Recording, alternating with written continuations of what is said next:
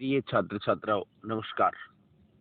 गौंड जनजाति के बारे में हम पढ़ रहे थे और उसमें अगला जो टॉपिक है वो है गौंड जनजाति के वस्त्र व आभूषण। गौंड प्राय सूती वस्त्र पहनते हैं। पुरुष धोती तथा महिलाएं साड़ी और चोली पहनती हैं। पुरुष व स्त्रियां दोनों चांदी एवं एल्यूमिनियम के गहने पहनते हैं। स्त्रियां कांच की रंग बिरंगी चूड़ियां व गले में काले मनकों व कोड़ियों से बना हार पहनती हैं। स्त्रियां अक्सर शरीर पर गोदना गुदवाती हैं। गोदना देखो, ये दिया है इसमें चित्र में गोदना, ये इधर ये गोदना गुदवाती है। 2.13 में चित्र में देख सकते हैं।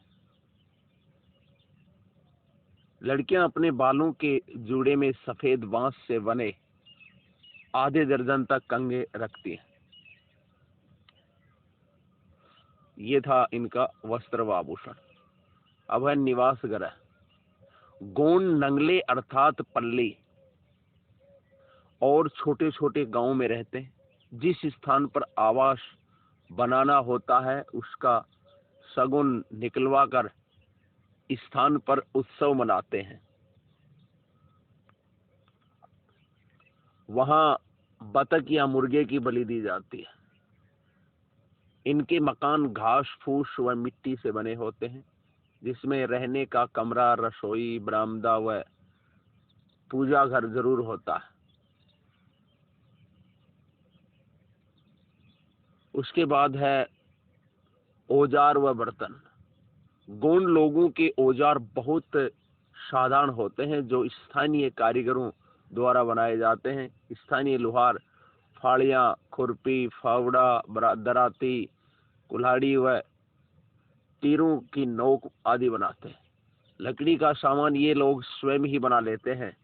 गौंड के घरों में कुछ चारपाइयां तथा लकड़ी के स्टूल होते हैं। दरियां बैठने व सोने के लिए काम में ली जाती है। तो ये थे इनके औजार और बर्तन। उसके बाद है समाज व संस्कृति। गौंड पितृसत्तात्मक समाज की रचना करते हैं, अर्थात इनका जो परिवार है उसमें मुखिया पिता ही होता है। पिता की मृत्यु के उपरांत उसकी संपूर्ण अचल संपत्ति उसके पुत्रों में बांट दी जाती है। सबसे बुजुर्ग पुरुष परिवार का मुखिया होता है। गौंड लोगों में सेवा विवाह, विनियम विवाह, हरण विवाह तथा विधवा विवाह का प्रचलन है। इन लोगों में विवाह समारोह किसी प्राकृतिक स्थान जैसे जल स्रोत के निकट अथवा आम के वृक्ष के नीचे किया जाता है। इस अवसर पर अनिष्ट से बचने के लिए रामधुनी का आयोजन होता है। रामधुन बजाई जाती है। इस अवसर पर अनिष्ट से बचने के लिए रामधुनी का प्रयोग होता है, आयोजन होता है। गांव के मुखिया को पटेल अथवा मुखादम तथा गांव के चौकीदार को कोतवार के नाम से जाना जाता है। आपसी विवादों का निपटारा गांव की पंचायत करती है। गांव के पुजारी व पुरोहित को देवारी कहा जाता है। गौंड लोगों की बोली द्राविडियन भाषा परिवार से संबंधित है, जिसका संबंध तमिल व कन्नड़ से है। कई गौंड हिंदी, मराठी, तेलुगु भी बोलते हैं। साक्षरता का स्तर देश के औसत से बहुत नीचे है। महिला साक्षरता न के बराबर है, नगण्य। गौंड जनजाति के लोग नृत्य गीतों के साथ पर्व उत्सव मनाते हैं। गौंड पूर्णिमा को चांदनी रात में इकट्ठे होकर गाने व नाचने का पूरा आनंद लेते हैं। स्त्री व पुरुष दोनों साथ साथ नाचते हैं। धूलिया गौंड लोगों की प्रमुख गायक जाति है।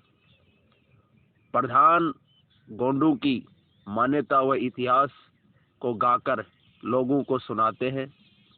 प्रधान की कथानुसार जब गोंड के भगवानों ने जन्म लिया तो उसकी माँ ने उन्हें बेसहारा छोड़ दिया। देवी पार्वती ने उसको सहारा दिया, लेकिन शंभू महादेव ने उसको एक गुफा में कैद कर दिया। गोंड लोगों के गायक पाहेड़ी कपार लेगम ने देवी जगूबाई की मदद से उन्हें गुफा से आजाद करवाया। ये 4 समूह गुफा से बाहर आए, तभी गोंड 4 मुख्य वर्गों में बट गए, जिसे गोंडी भाषा में सगा कहते हैं। गोंड भूतकाल से मुर्गों को आपस में लड़ाकर अपना मनोरंजन करते हैं। बड़ादेव, शंभू महादेव व परशापेन इनके प्रमुख देवता हैं। शीतला माता व छोटी माता देवी की पूजा होती है। ये लोग देवी को प्रसन्न करने के लिए भेड़ बकरियों की बलि देते हैं। इनके अनेक प्रकार जादू टोने आदि का इनमें प्रचलन है। रात्रि जागरण करते हैं। अधिकांश गोंड हिंदू हैं, पर कुछ लोग प्रकृति पूजक हैं। प्रकृति पूजकों का विश्वास है कि भगवान वनों में निवास करते हैं। तो ये इस प्रकार इनकी जो समाज की स्थिति। उसके बाद है आधुनिक संस्कृति संपर्क। गोंड लोगों के आवास क्षेत्रों में औद्योगिक विकास के कारण विगत 30 वर्षों से अधिक श्रमिक कर्म की प्रवृत्ति इनमें बढ़ी है। बड़ी संख्या में ये लोग खदानों और निर्माण उद्योगों में काम करने लगे हैं। खनन निर्माण केंद्रों के समीप इनकी नई व स्थायी बस्तियां बन गई हैं। इन बस्तियों में अस्पताल, विद्यालय, बाजार, बैंक, पंचायतों की स्थापना हुई है। सड़क व रेल मार्गों के जाल से इनका संपर्क शहरों से बढ़ा है। जीवन शैली में तेजी से इनमें बदलाव आ रहा है। पुराने रीति रिवाज, परंपराएं की जो पकड़ है वो कमजोर होती जा रही है। आधुनिकता की ओर बढ़ रहे हैं। सरकार ने दासता की प्रतीक प्रणाली प्रथा को संपूर्ण रूप से खत्म कर दिया है। इस प्रथा के अनुसार छोटे से कर्ज को चुकाने के लिए ऋणी को कई पीढ़ियों तक साहूकार का गुलाम रहना पड़ता था। शिक्षा का स्तर बढ़ा है। जीवन उचित सुविधापूर्ण हो गया है। गौड़ जनजाति अनुसूचित जनजाति में शामिल होने के कारण इन्हें सरकार से अनेक सुविधाएं भी प्राप्त हुई। तो ये था गौड़ जनजाति के बारे में संपूर्ण। उसके बाद अगले जो अध्याय हम पढ़ेंगे आगे। घर रहें, सुरक्षित रहें।